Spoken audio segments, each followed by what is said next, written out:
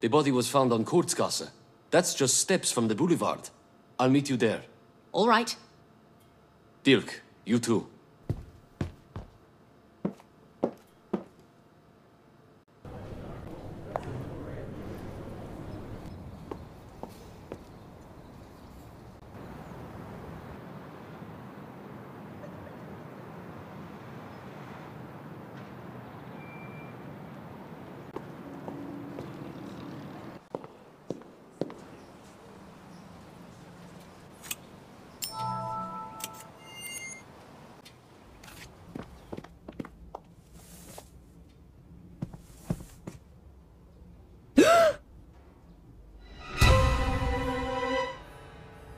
Maybe Gustav was right.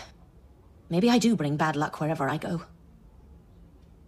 What are you talking about? Her name is Susi. I interviewed her for the article I'm writing. Did she share anything that could have got her killed? No, but someone might have assumed she did. A single bullet wound to the chest. Time of death? Roughly the same time as Petrus Kremer. Maybe a bit earlier. That estimate doesn't make sense. Why not? Our interview was just after we'd investigated the scene of Petrus's murder. She looked perfectly alive, I can tell you that much. Are you sure this is the same woman? Yes. Dirk will be able to pin it down. Until then, we should look around. Maybe my estimate's off. Air temperature and humidity can mess with these things. There must be something here that connects the murders. We can't know that for sure yet. Let's be guided by the evidence.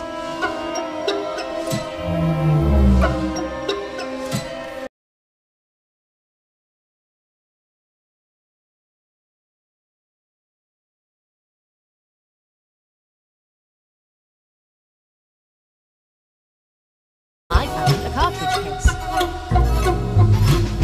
No gun, but I found a cartridge case. Petrus Kremer had a gun, right? Sorry I'm late.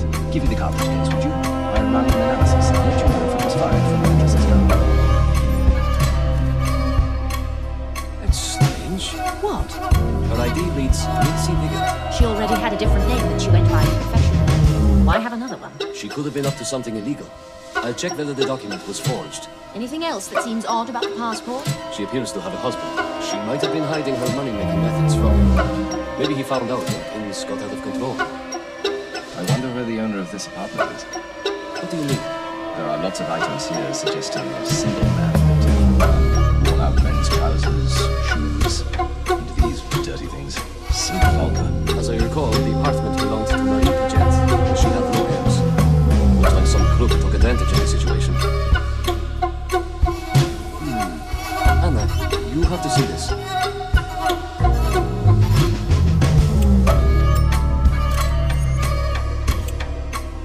The rope was cut. Someone was tied up here. Also this candle. It's been used, but there's no sign of any wax around. That means... Dirk? Thanks, I'll take care. This case is more complex than I originally thought. We should return to the back street.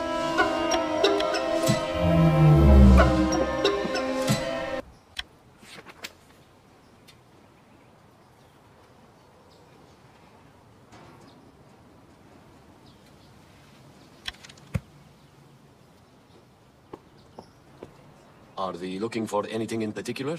The candle is what's bothering me right now. I'm not sure I quite understand how it's connected, but let's do one more search.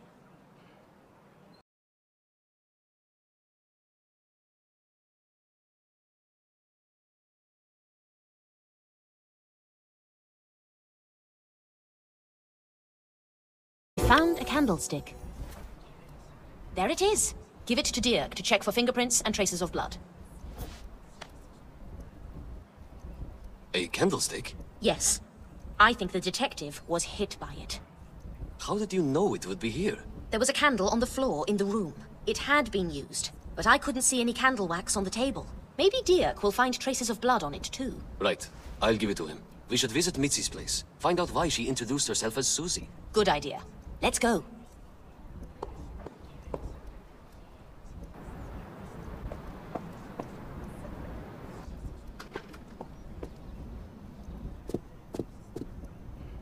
Hello? This is the police. Can we come in? It's open!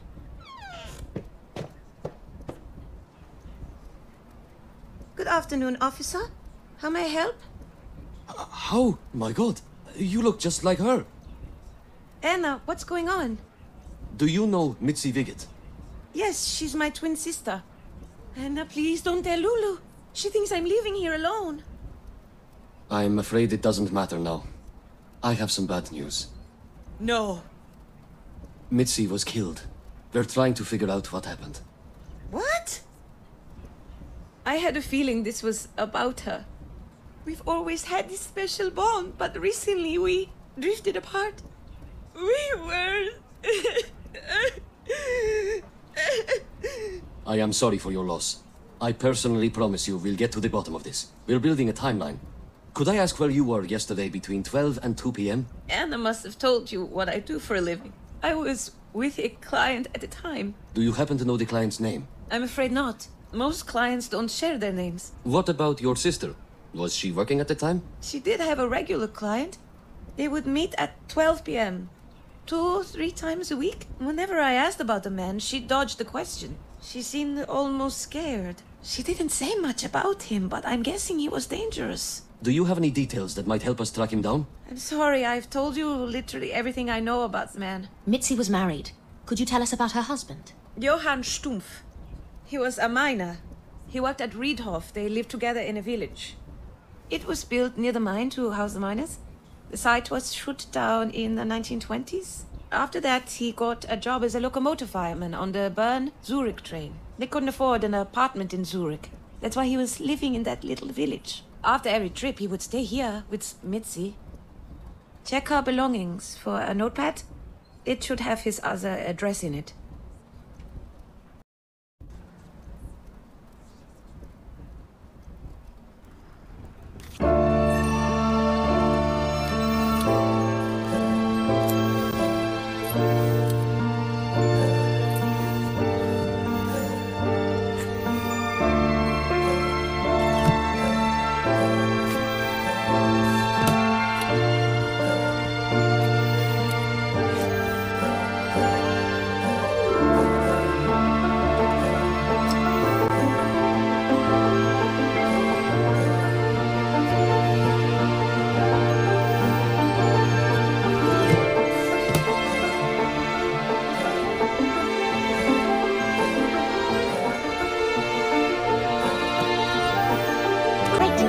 A notepad. This must be the notepad Susi was talking about. Let's see. Found it. Johann, to Birkenhof, Eugstetal. I'll have some officers take him into custody, assuming he hasn't fled. We should talk to his employers at the train station. They might know where to find him. Good idea. We'll also check if his work schedule lines up with the murders. Here, have a little water. It's going to be all right. Thank you, Anna. I'll skim the notepad as well. There might be something about the mystery client. Good thinking. We'll find out who's behind this crime, Susi. We're grateful for your time. Stay strong. Please, do let me know if I can be of any more help.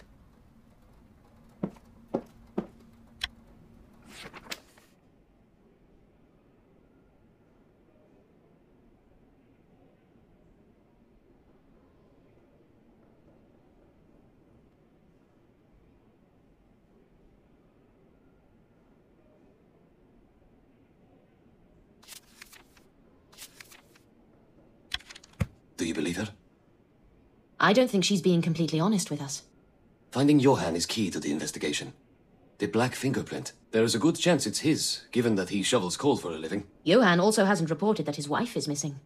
Either way, the man has a lot of explaining to do. I've got an article due soon. I'll get back to you as soon as I'm done with it. Of course.